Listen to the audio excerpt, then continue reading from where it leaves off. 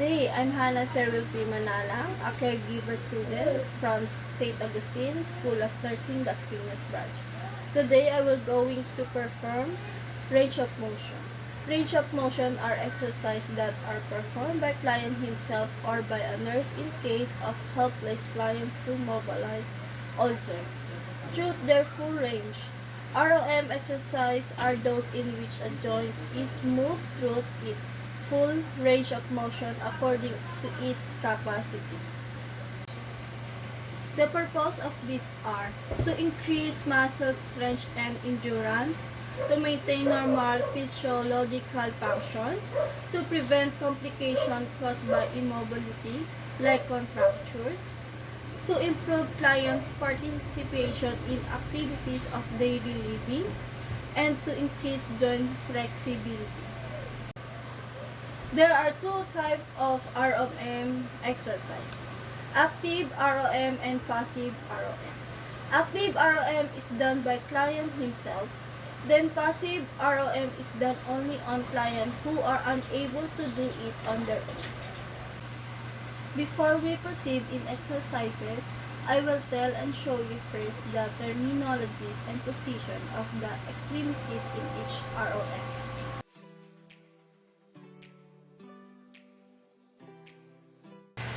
Abduction is movement in the coronal plane that moves a limb laterally away from the body.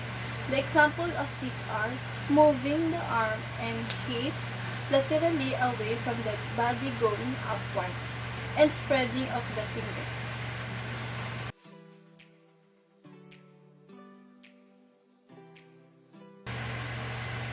Abduction is movement in the coronal plane that moves our limb immediately towards or across the midline of the body, moving the arm and hips laterally downward towards of your body, and bring your finger together. Abduction, adduction, abduction, adduction, abduction, adduction.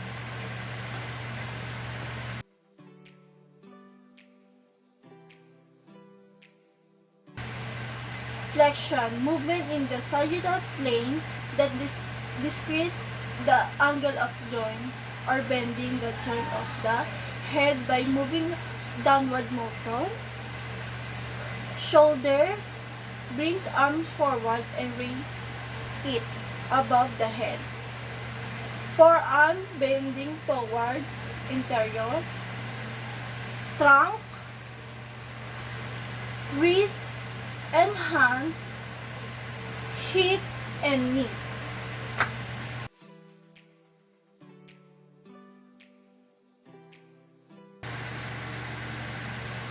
Extension, movement in the sagittal plane that increase the angle of joint or straighten the joint involved.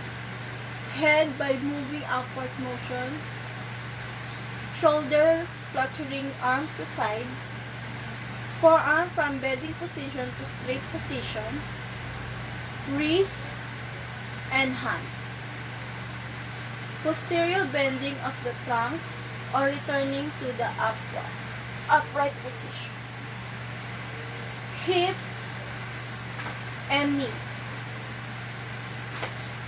Flexion, extension. Flexion, extension. Flexion, extension. Flexion, extension. Flexion, extension. Flexion, extension. Flexion, extension.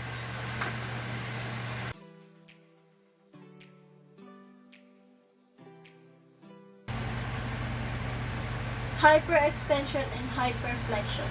Excessive motion of joint beyond the normal range of movement. Example in the hand. This is normal range of extension. This is hyperextension. This is normal range of flexion. This is hyperflexion.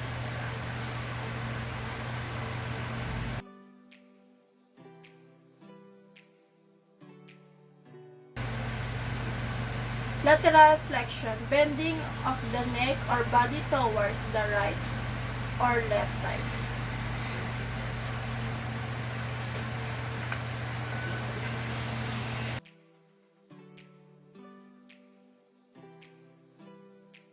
Lateral exertion, side-to-side movement of the mandible away from midline towards either the right or left, and medial exertion, movement that returns to mandible to midline.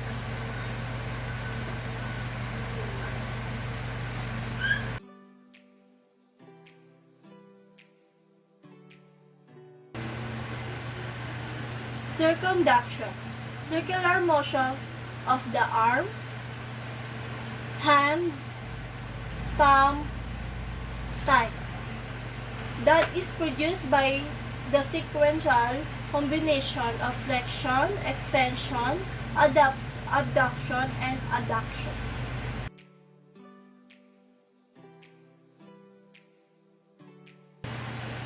Depression, downward or inferior motion of the scapula or mandible, while elevation, upward or superior motion of the scapula or mandible. Elevation, depression.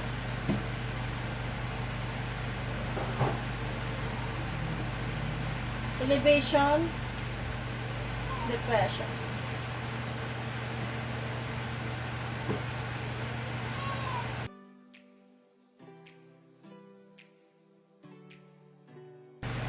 Protraction, retraction. Protraction, anterior motion of the scapula or mandible, while retraction, posterior motion of scapula or mandible. Protract, retract. Protract, retract. Protract, retract.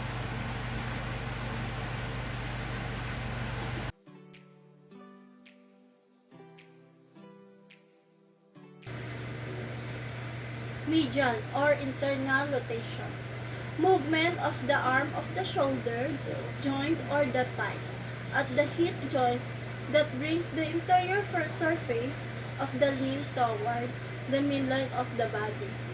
Shoulder, with arm out the side of the shoulder, level of the elbow, bend to right angle. Bring arm forward so that palm face backward.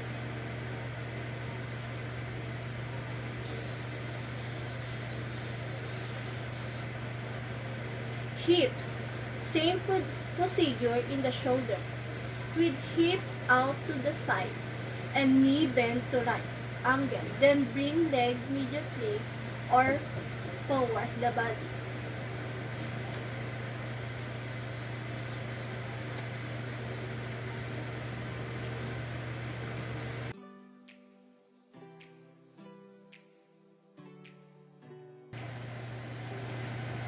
Lateral or external rotation, movement of the arm at the shoulder joint or thigh at the hip joint that moves that anterior surface of the limb away from the midline of the body. Shoulder, using same position, elbow bend to right angle, then take arm back towards head.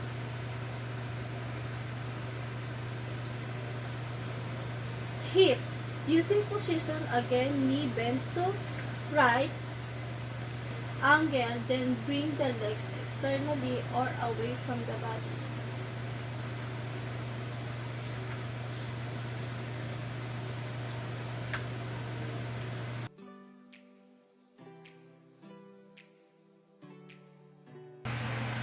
Pronation, forearm position in which the palm face backward. Supination, forearm position in which the palm face anteriorly or anatomical position. Pronation, supination. Pronation, supination. Pronation, supination.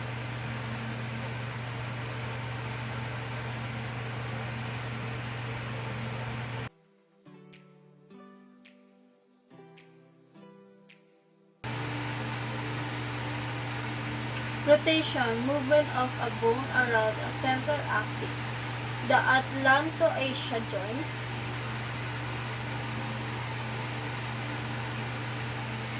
Or twisting of the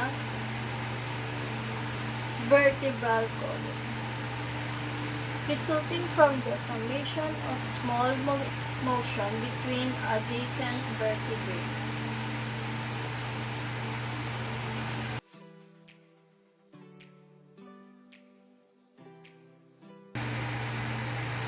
Opposition, thumb movement that brings the tip of the thumb in contact with the tip of a finger.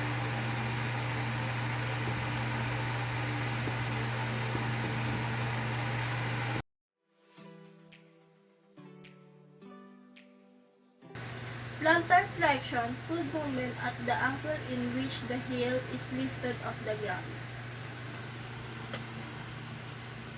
Dorsiflexion, movement of the ankle that brings the top of the foot towards the interior legs. Plantar flexion, dorsiflexion. Plantar flexion, dorsiflexion.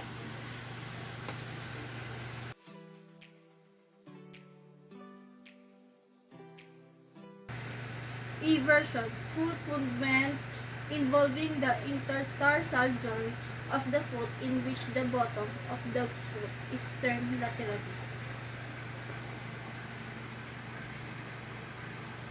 While inversion, foot movement involving the intertarsal joint of the foot in which the bottom of the foot is turned towards the midline. Eversion, inversion. Eversion, inversion.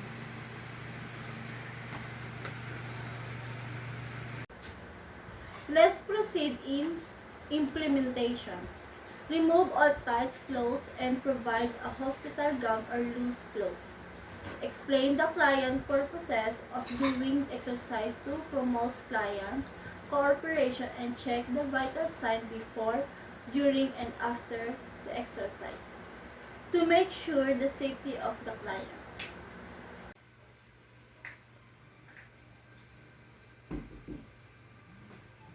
Good day, ma'am. I'm Hannah Cyril. You can call me Hannah. I'm your caregiver for today. We are going to perform range of motion to increase muscle and strength and endurance. Ma'am, can I see your name tag? Can I touch your hands? How can I call you, ma'am? Heidi. Okay, ma'am Heidi, I will take your vital sign.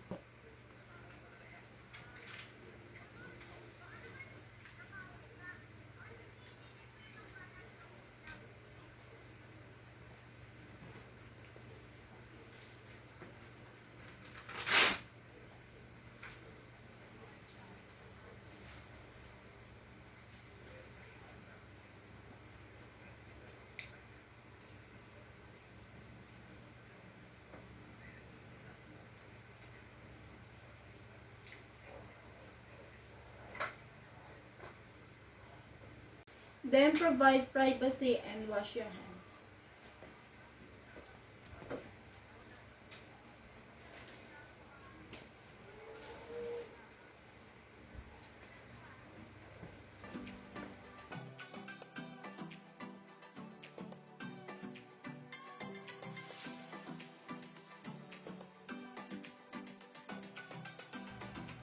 Move the body parts smoothly and slow rhythmically. Move each joint through its full ROM exercises 3 times.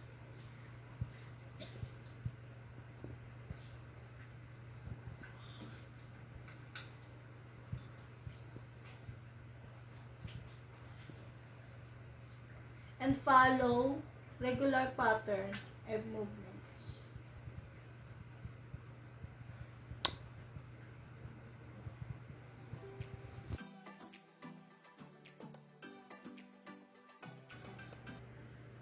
Shoulders should be supported proximally and distally. Flexion, extension.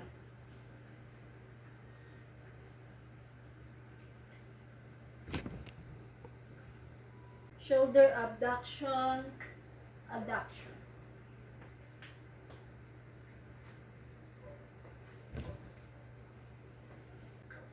Medial and lateral rotation. Medial, lateral rotation.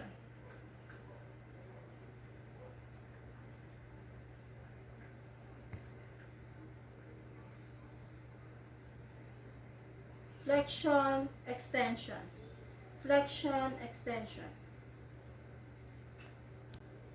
Pronation, supination. Pronation, supination.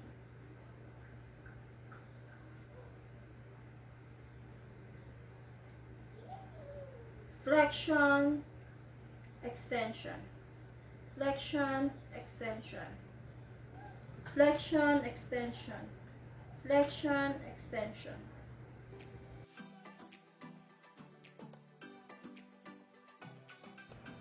Hips, support above and below joints.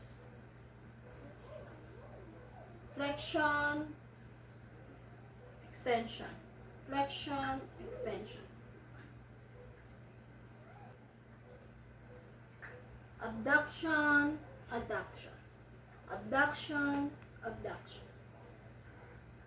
Knee flexion, extension. Knee flexion, extension. Medial rotation, lateral rotation. Medial rotation, lateral rotation.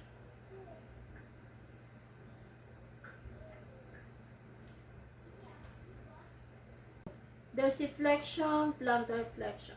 Dorsiflexion, plantar flexion.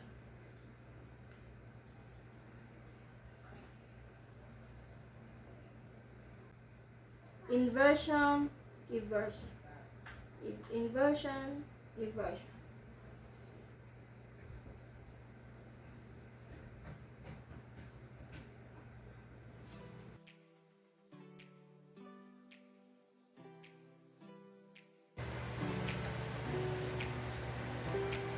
Head, flexion, extension.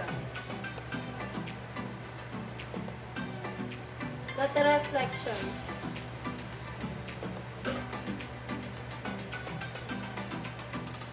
Rotation.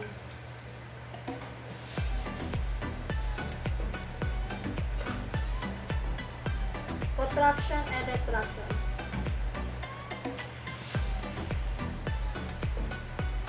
Lateral medial exertion.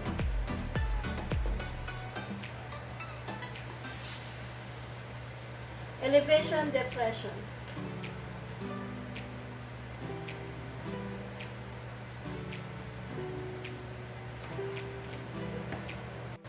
Elevation, depression. Contraction, retraction.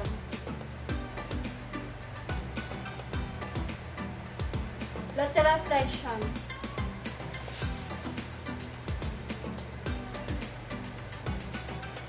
Rotation.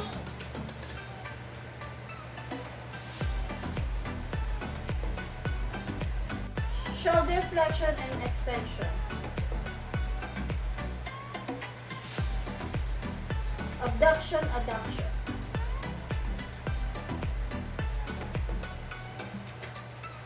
Circumduction.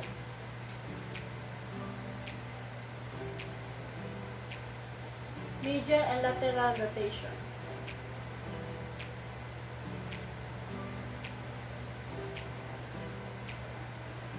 Elbow, flexion and extension.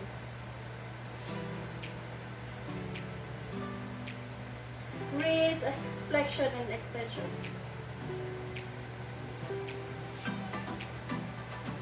Supination and pronation.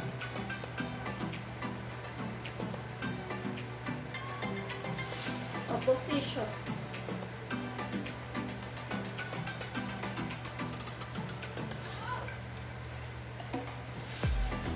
Hip flexion, extension.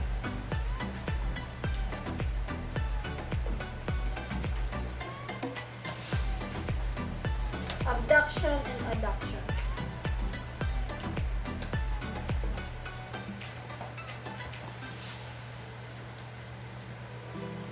Circumduction.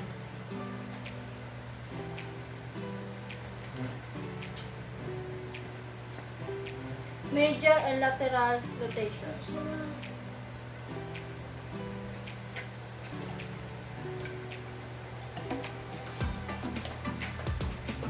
Knee flexion and extension.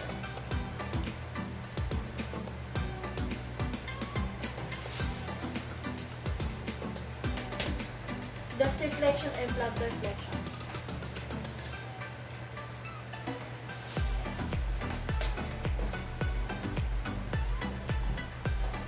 Inversion and inversion.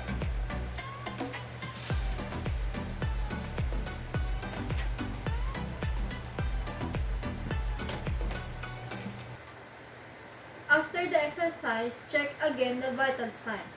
Expect heart rate, respiratory rate to increase during exercise, which return to resting level within 3 minutes. If not, exercises are strenuous for patient.